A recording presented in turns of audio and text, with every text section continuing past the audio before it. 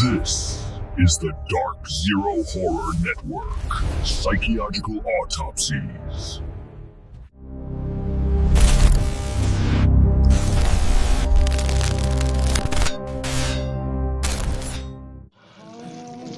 I didn't mean to call you meatloaf, Jack. Welcome back to the Deep Dive, and a huge thank you to everyone tuning in through the Dark Zero Horror Network. It's great to be back. If you're looking for more horror content, and of course these deep dives into genre classics, definitely make sure you hit that like and subscribe button. Please do. We are about to go extremely deep on a film that really taught Hollywood that horror and hilarity don't just coexist. It can be the same thing. Exactly. Today, we are analyzing John Landis's 1981 classic, An American Werewolf in London.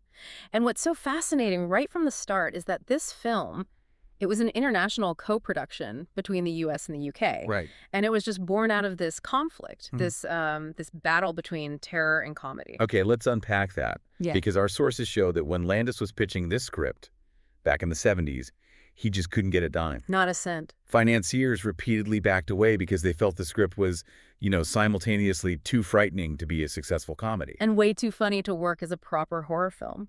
It was just stuck in this weird tonal no man's land. It was. And, Landis even signaled that genre-bending intent right in the title. How so? Well, the name itself is this really sophisticated mashup. It's cheekily nodding to the classic Gene Kelly musical An American in Paris. Oh, of course. While also acknowledging the roots of, Universal monster movies with the original 1935 film Werewolf of London. So he was telling the audience right from the get-go, this is going to be high art horror, but it's also going to wink at you. Exactly. So our mission today is to explore the incredible patience it took to bring this volatile mix to the screen.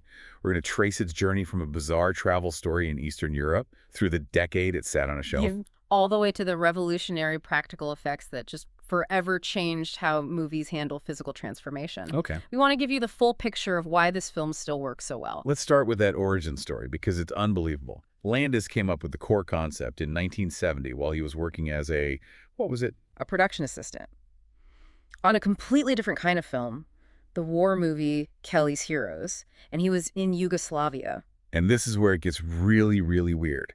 He and a local Yugoslav crew member were driving through the countryside when they stumbled upon a scene straight out of folklore. I mean, literally, they watched a group of Romani people performing these very specific rituals on a man who was being buried. And the whole point of the ceremony was to prevent him from rising from the grave. Wow. It's a chilling, primal anecdote, and it just immediately imprinted this idea in Landis's mind. This idea of a human spirit being held captive by a curse. He actually wrote the first draft in 1969, so even before that trip. But that real-life ritual must have solidified the whole, the unique limbo that Jack Goodman finds himself in. Absolutely. It gave it that authenticity. So he had this perfect script, but because of that tonal problem, it just sat there. It wasn't until Landis achieved this massive, undeniable success as a director of pure comedies. Right, films like the Kentucky Fried Movie, Animal House, The Blues Brothers. That he finally had the box office clout to basically force Polygram Pictures to finance his horror passion project. His comedy reputation bought him the ticket to make his horror film. But even then, the studio execs at Universal, they still tried to intervene. Oh yeah, they desperately wanted him to cast established comedians. Specifically Dan Aykroyd and John Belushi. As the leads, David Kessler and Jack Goodman, they were hoping to, secure a wider audience. But Landis resisted. He went for unknown actors, David Naughton and Griffin Dunne. And that was such a critical choice. 100%. Casting huge comedy stars would have immediately signaled comedy first.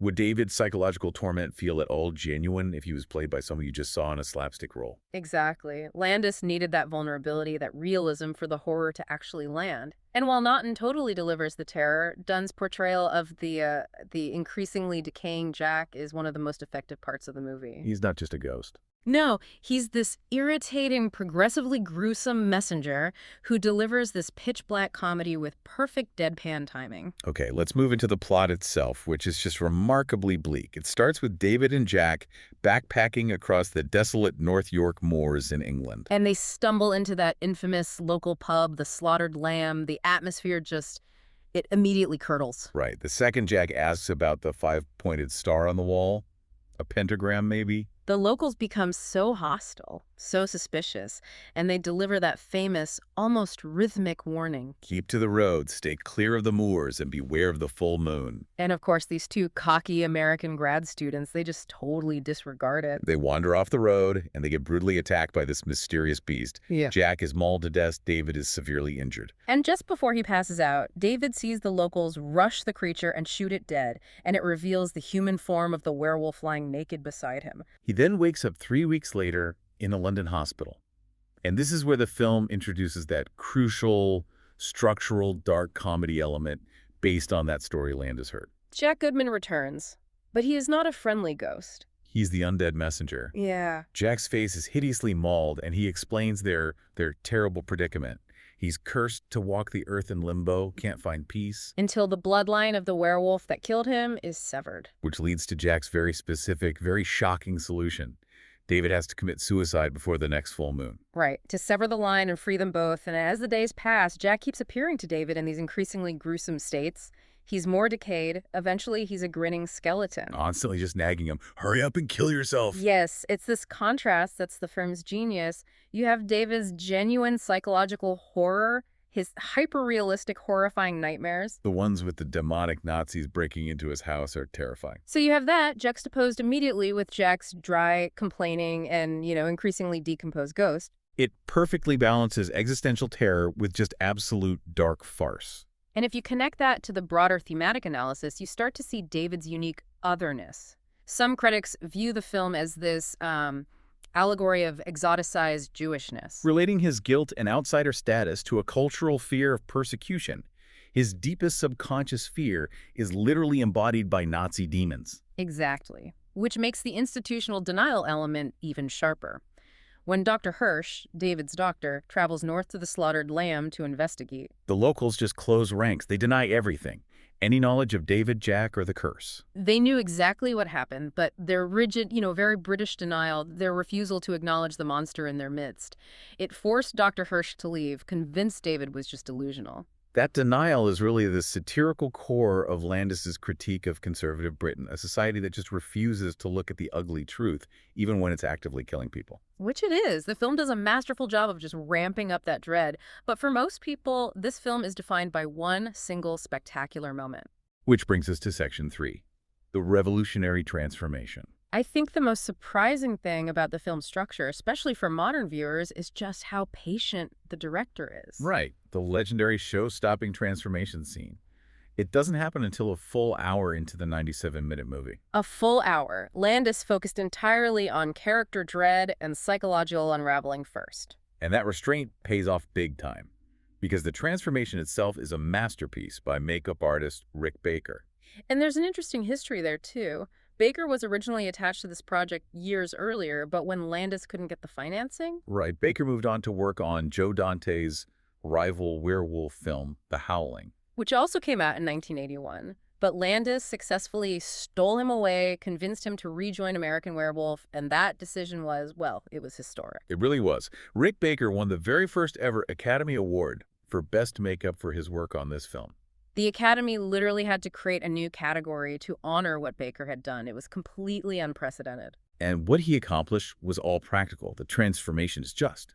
It's stunningly ingenious. It was all achieved through technical effects, makeup, and trickery. No CGI here. This was good old-fashioned mechanics, all designed to convey this squirm-inducing agony. We're talking about real complex engineering, full-body casts, articulated false limbs, pneumatic and hydraulic bladders that were pumped up to simulate bone elongation. The famous close-up shot of the hand transforming. You are watching a sophisticated mechanical hand being extended by tiny air bladders under a latex skin. The effects sell David's pain, not just the physical change. You feel every bone crack and every hair sprout. And once that agonizing transformation is complete, the carnage begins. David, as the wolf, goes on a deadly spree across London, killing 6 people. Including a passenger on the London Underground. He wakes up the next morning, naked, confused, covered in blood, and he's locked in a wolf enclosure at the London Zoo. Just a quick note on the filming logistics. Landis shot the film during February and March of 1981. He insisted on bad weather to enhance that dreary mood. And the iconic Moors, they were actually shot in Wales, right? Around the Black Mountains in a small village called Crickedarn. That's right. But the most fascinating story is how Landis managed to shoot that chaotic rampage sequence in Piccadilly Circus. One of the busiest spots in the UK. Notoriously hard to get a permit for, no film had been allowed to shoot a major stunt there in 15 years. So to get permission, he had to appeal directly to the Metropolitan Police. And he did it by Hills. He invited 300 members of the force to a special screening of the Blues Brothers. They must have loved it because they gave him a 2-night permit, but with huge restrictions. They could only halt traffic for 2 minutes at a time to do the stunt with a double-decker bus. Talk about high-pressure filmmaking. You're not kidding. And despite the film's success, Landis did have a couple of regrets. He regretted cutting some explicit scenes to get an R rating in the U.S. An extended attack on some homeless men along the Thames, I think. That's the one. And his most surprising regret, considering its legacy, was that he felt the transformation scene itself was actually a little too long. Really? Yeah. He was so mesmerized by Baker's effects that he lingered on it for a few extra shots, which he later thought hurt the pace. That is surprising. Which brings us to Section 4, the dark comedy and lasting legacy, culminating in one of the most uniquely bizarre scenes in horror history. David is hunted, he's desperate, and he sees Jack, who is now literally a grinning skeleton outside an adult cinema. And the scene inside that porno theater is just genius in its bleakness. David is confronted by the ghosts of the 6 people he killed. And they are furious that he hasn't killed himself yet. They're all trapped in limbo because of him. The conversation is somehow emotional, darkly funny, and totally serious all at once. Each victim suggests a practical way for him to end his life quickly. A bus, a bridge, all while this cheap adult film is playing in the background. It perfectly encapsulates the film's whole volatile tone. And that leads to that tragic, brutal ending. He transforms in the theater, goes on one last rampage, and is gunned down by police. He reverts back to his human form, just like the old myths. You absolutely cannot talk about this film without celebrating its iconic soundtrack. Landis meticulously chose songs that all reference the moon. Blue Moon in multiple versions, Moon Dance, Bad Moon Rising. It creates this upbeat, almost bittersweet counterpoint to all the mayhem. And what's so interesting is the music choice for the transformation itself. The composer, Amr Bernstein, wrote this full, terrifying piece called Metamorphosis for the scene. But Landis didn't use it. No. Instead, he chose the soft ballad version of Blue Moon by Sam Cooke, which makes the visual horror that much more jarring and unforgettable. Critically, the film wasn't a universal hit at first. Roger Ebert called it curiously unfinished. But retrospectively, it cemented its place as a cult classic because it was willing to take that tonal risk. And commercially, it was a huge success. Grossed $62 million worldwide on a budget of less than $6 million. The accolades were massive. That first ever Best Makeup Oscar, the Saturn Award for Best Horror Film. But its real influence is in the films that came after. Oh, absolutely. It gave permission for films to blend visceral horror effects with genuine comedy. Think Gremlins, Beetlejuice. And directors like Edgar Wright, who always cites American Werewolf as a huge inspiration. And we have to mention the ultimate connection. Michael Jackson, a massive fan of the film, hired both Landis to direct and Rick Baker for makeup effects for his 1983 music video, Thriller. And that one decision just linked the film's legacy directly to one of the most important pieces of music media ever created. It's incredible. The film's legacy is just so secure, and it all rests on that deliberate, volatile contrast between the terror of the transformation and the unrelenting, pitch-black humor of Jack's ghost. And if we go back to that idea of Landis's patience, waiting a full hour to deliver the iconic special effect, that really is the key takeaway about cinematic suspense. It is, isn't it? Landis focused on David's internal dread and the external denial for 60 solid minutes, forcing you to internalize the horror before he ever showed it to you. An American Werewolf in London found massive success by playing the long game. It proved that anticipation and psychological dread might be just as powerful, maybe even more powerful, than the execution of the horror itself. It really makes you wonder what modern horror film, engineered for immediate payoff and jump scares, could ever afford to wait that long for its big reveal. Something for you to mull over until our next deep dive. Thanks for listening.